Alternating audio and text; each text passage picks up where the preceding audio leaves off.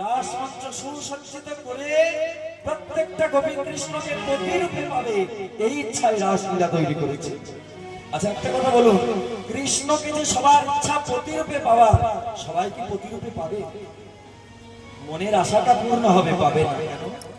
পূর্ণিমার চাঁদ যখন উঠবে, একটা উঁচু জায়গার মধ্যে একটা পাত্রে 10টা গ্লাস, কাঁসার গ্লাস, পরিপূর্ণ গ্লাস, একবারে ফুল করে জল রাখবেন, দেখবেন ওই চাঁদ 10টা গ্লাসে উঠেছে। এবার কোনো কারণে কালো মেঘে যদি চাঁদটাকে ঢেকে দেয়, ওই গ্লাসে আর চাঁদ থাকবে, তার মানে এগুলো প্রতিবিম্ব। আসল চাঁদ কিন্তু একটা, কৃষ্ণ একটাই, তিনি রাধারানীর কাছে আছে।